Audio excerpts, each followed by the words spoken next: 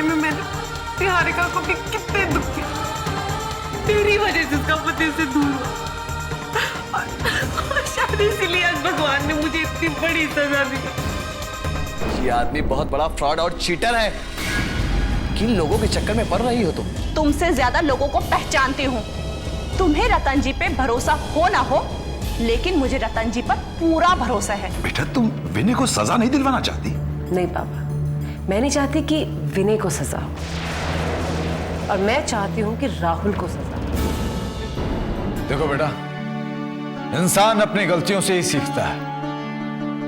जा बेटा जा, भगवान तुझे हर कदम पे सफलता देगा।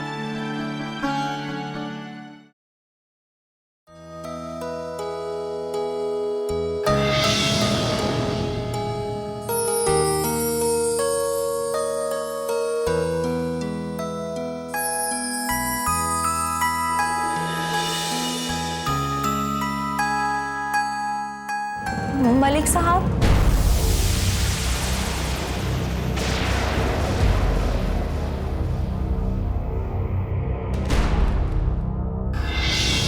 कौन है तुम? और तुम्हें सिक्योरिटी ने अंदर कैसे आने दिए? किसी ने रोका नहीं तुमको? एक माँ की ममता को कोई नहीं रोक सकता। क्या मतलब? ये मेरा बच्चा है, चीनू। क्या बकवास कर रही हो? ये हमारा बच्चा है, अंश। अंश है इसका नाम। मुझे सब पता चल चुका है। आशादीप संस्था से आपने मेरे बच्चे को गोद लिया है।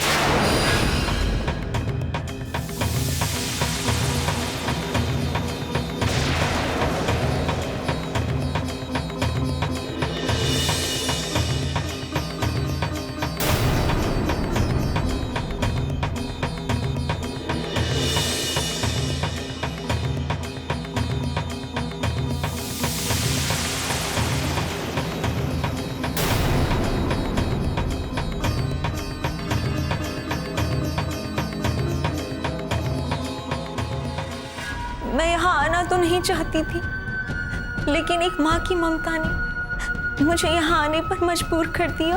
उस वक्त तुम्हारी ममता कहां चली गई थी, जब तुम इस नन्ही सी जान को संस्था में छोड़कर चली गई थी? मैं तुम्हारी ममता पे बिल्कुल विश्वास नहीं करता, बिल्कुल नहीं। मलिक साहब, आप मेरे बारे में कुछ नहीं जानते। मैं बताती हूँ आपको।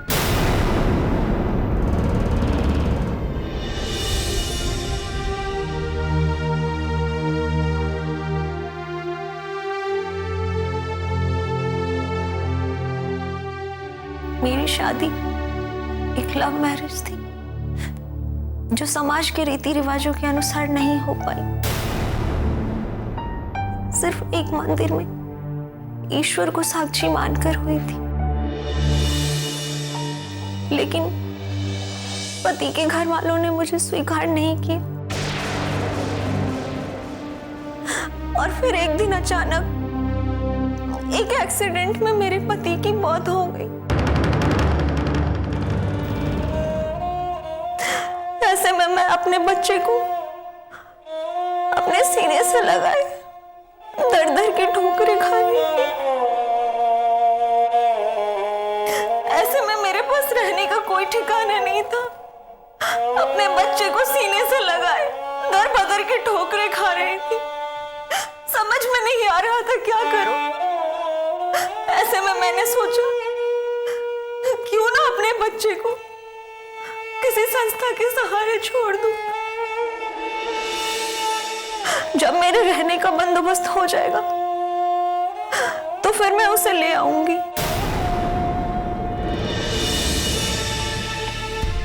ईश्वर की दया से जब मुझे एक छोटी सी नौकरी मिल गई, मेरे रहने का बंदोबस्त हो गया, तो मैं अपने बच्चे को लेने संस्था गई।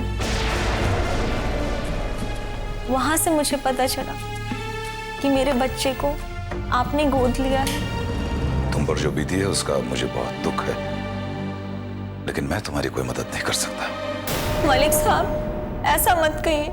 भगवान के लिए मेरा बच्चा, मेरा चीनू मुझे लौटा दीजिए।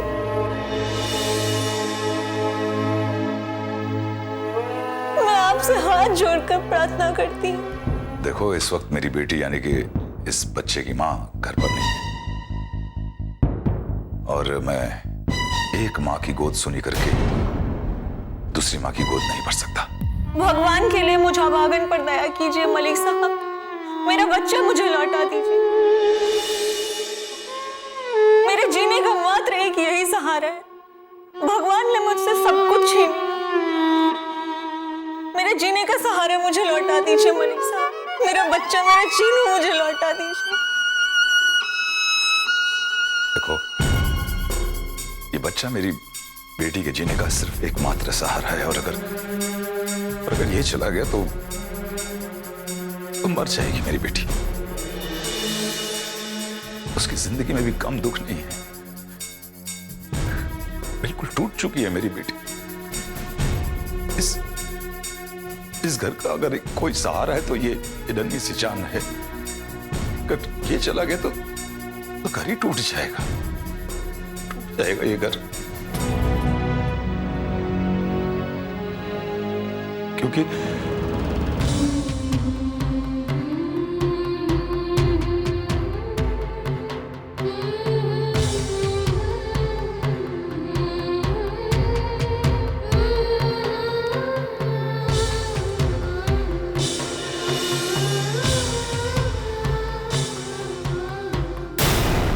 अब तुम ही बताओ कि मैं क्या करूं। तुम भी मेरी बेटी की तरह हो और सोनाली मेरी बेटी है। आज मैं उस दोराहे पर खड़ा हूं जहां एक तरफ देवकी है और दूसरी तरफ यशोदा। मुझे समझ में नहीं आ रहा कि मैं किसके पक्ष में फैसला करूं। और बेटा, मेरे जीने का भी सिर्फ यही है एक सहारा, यही सहारा बेटी। बेटी क्या हम कोई ऐसा रास्ता नहीं निकाल सकते जिससे तुम्हें भी कोई तकलीफ ना हो और मेरी सोनाली को भी?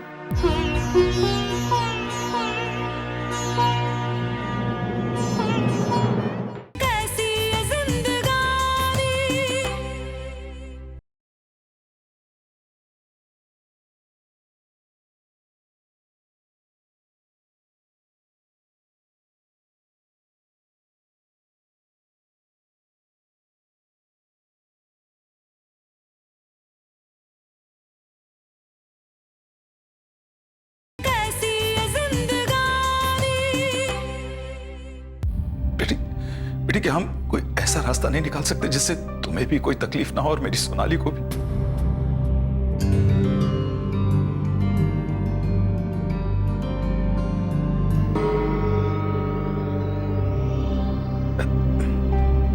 बेटा, क्यों ना तुम इस घर में एक गवर्नेंस बन के रह जाओ। मतलब मैं कुछ समझी नहीं। इससे तुम्हें नौकरी भी मिल जाएगी और तुम अपने बच्चे के पास रह सकोगी। क्या सोच रही हो बेटा? मुझे निराश मत करना। ठीक है, मैं अपने बच्चे की खातिर आपके घर नौकरी करने को तैयार हूँ, लेकिन आप अपनी बेटी से क्या कहेंगे? वो तुम मुझ पे छोड़ दो, लेकिन तुम्हें मुझे एक वचन देना होगा। वचन? कैसा वचन? तुम कभी सोनाली को ये नहीं बताओगे कि तुम इस बच्चे की मां हो। तुम्हें तुम्हारे बच्चे की कसम।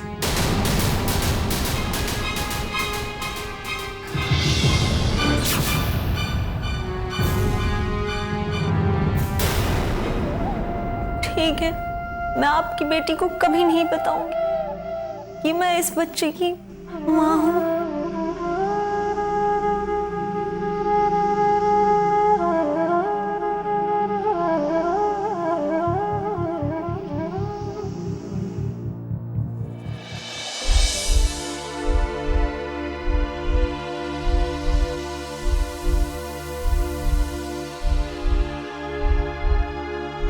रात हो गई और अभी तक राजेश नहीं आया। अरे सुलक्षणा आ जाएगा। अरे भाई, वो नौकरी के लिए बाहर गया, 10 लोगों से मिलेगा और 10 बातें होंगी। किसी ना किसी काम के सिलसिले में अटक गया हो। आ जाएगा वो, आ जाएगा, परेशान मत हो।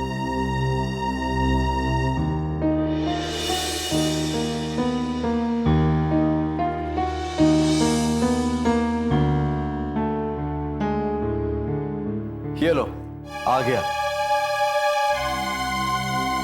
अरे बेटा, तो कहाँ रह गया था? इतनी देर से हम तुम्हारा इंतजार कर रहे थे। कम से कम एक फोन तो कर देता। सुलक्षणा, इतनी चिंता हो रही थी मुझे।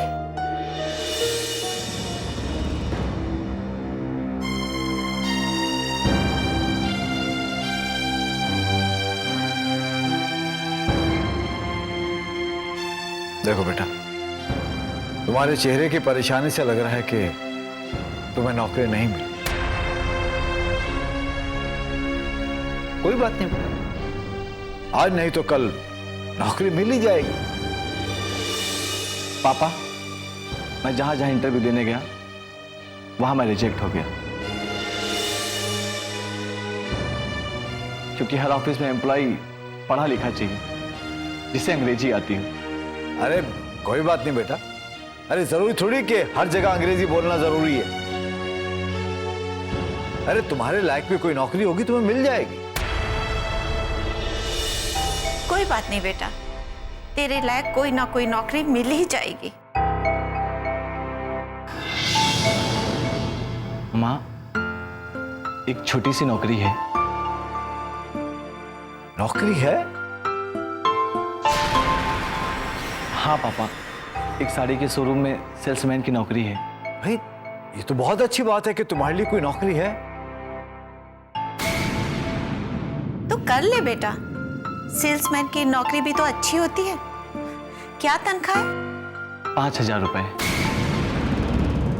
5,000 रुपए?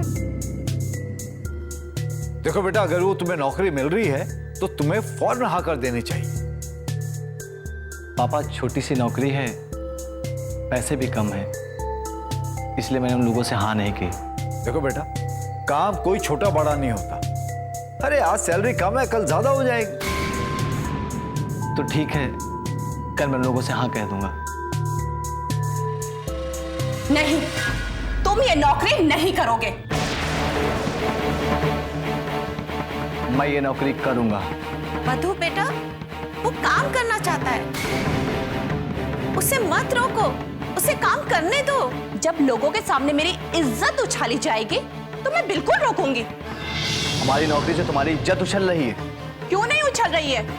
तुम्हें और तुम्हारे घर वालों को अपने मान सम्मान की कोई परवाह नहीं है, मुझे तो है ना।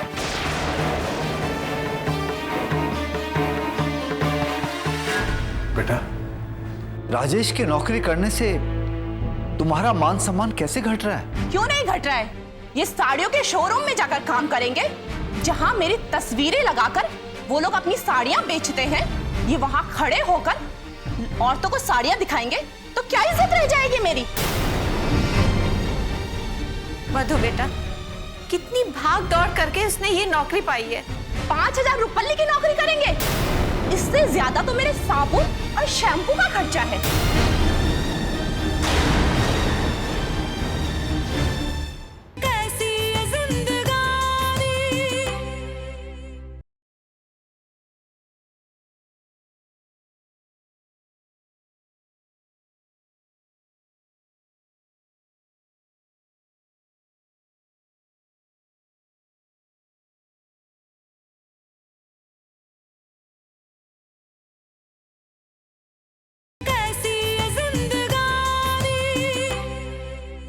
₹5,000 की नौकरी करेंगे? इससे ज्यादा तो मेरे साबुन और शैम्पू का खर्चा है। तो तुम ये चाहती हो मैं नौकरी ना करूं? मेरे सेक्रेटरी बन जाओ, मैं तुम्हें 15,000 रुपए महीना दूंगी, लेकिन तुम सेल्समैन की नौकरी नहीं करोगे। मेरी इज्जत में दाग नहीं लगाओगे, समझे? नहीं चाहिए मुझे तुम्हारी कमाई का एक भी रुपया। पसीना बहाऊंगा और मेहनत से कमाऊंगा। कमाई चाहे 2 रुपए की क्यों ना हो, घर की बरकत उसी से होती है। तुम्हारी कमाई तुम्हें मुबारक, वो शायद इस लायक भी नहीं होगी कि मैं अपने लिए ढंग की चप्पल भी खरीद सकूं, समझे?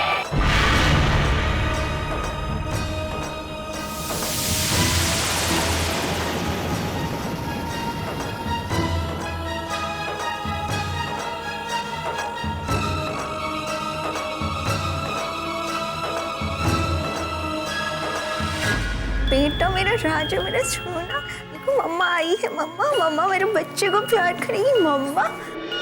अरे मेरा बेटा, मेरा राजा बेटा। मम्मा देखो मम्मा मम्मा।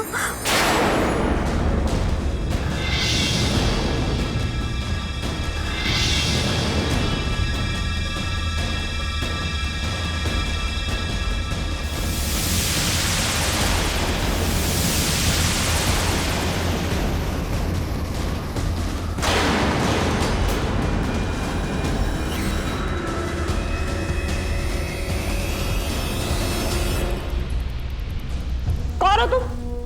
और तुम यहाँ क्या कर रही हो मेरे घर में? और तुम्हारी हिम्मत कैसे हो, तुमने मेरे बच्चे को हाथ लगाया? सोनाली बेटा, पापा ये कौन है? इन्हें मैंने यहाँ बुलाया है। लेकिन क्यों पापा? बेटा ये नीलम है, मेरे दफ्तर के पुराने मुलाजिम की बेटी। काफी दुखी है बेचारी और विधवा भी है। मेरे पास काम के लिए मदद मांगने आई थी, तो मैंने सोचा क्यों ना हम अंश की देखभाल के लिए इसे यहां रख लिया। लेकिन पापा आप इसे रखने से पहले मुझे एक बार पूछ तो लेते ना।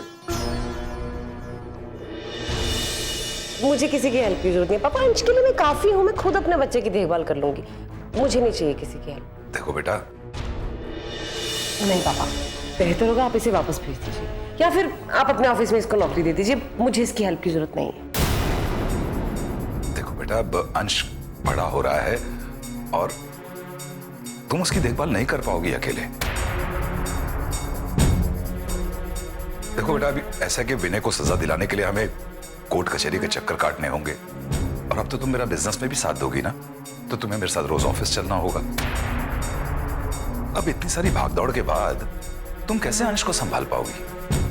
मेरे हिसाब से तो नीलम को हमें रख ही लेना चाहिए।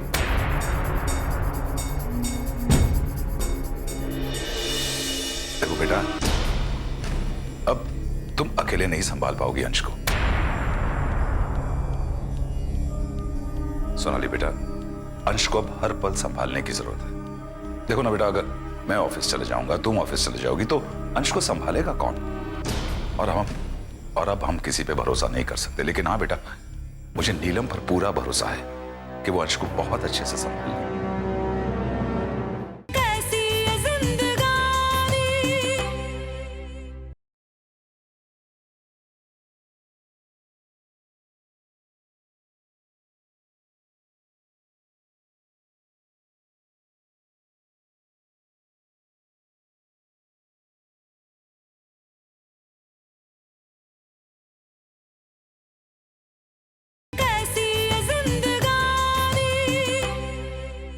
मुझे नीलम पर पूरा भरोसा है कि वो अंश को बहुत अच्छे से संभाल लेगी।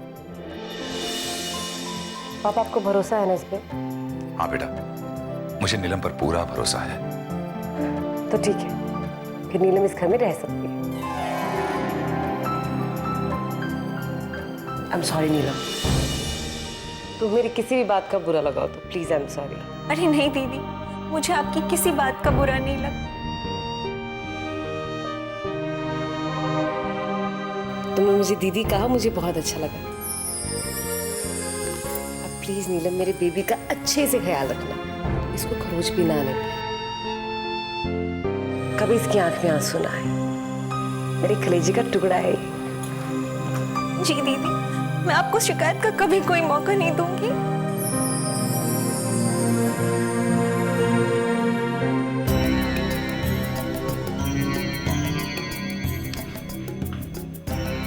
शहंशाह बनकर काम करना अच्छा नहीं लग रहा, दूसरों की गुलामी करना अच्छा लग रहा है। पूरे परिवार की सोच ही घटिया और छोटी है। सबके सब मेरी इज्जत को नीलाम करना चाहते हैं।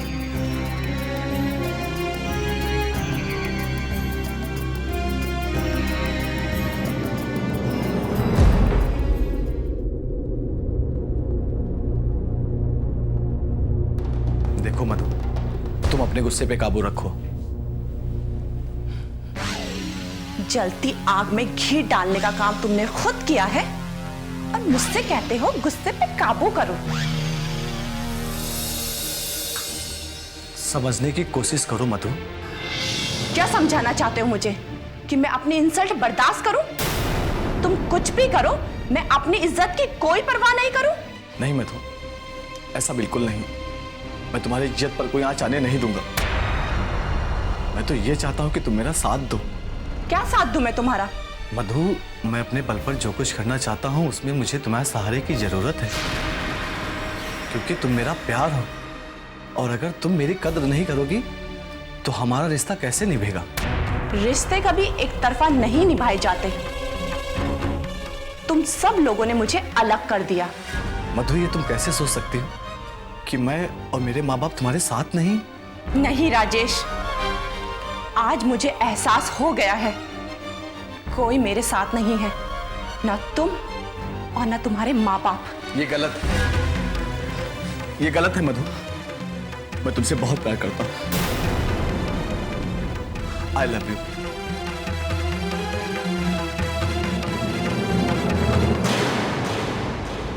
बहुत खुश होंगी ना आजा कि आपका बेटा पहली बार काम पर गया। जब जवान बेटा पहली बार काम पर जाता है तो हर माँ बाप को बहुत खुशी होती है। दुनिया में बहुत से ऐसे बच्चे हैं जो माँ के दूध के बिना पलते। ये कोई जरूरी नहीं है कि हर बच्चे को माँ का दूध पिलाया जाए। अरे राजेश बेटा, क्या सोच रहे हो? कुछ नहीं सोच।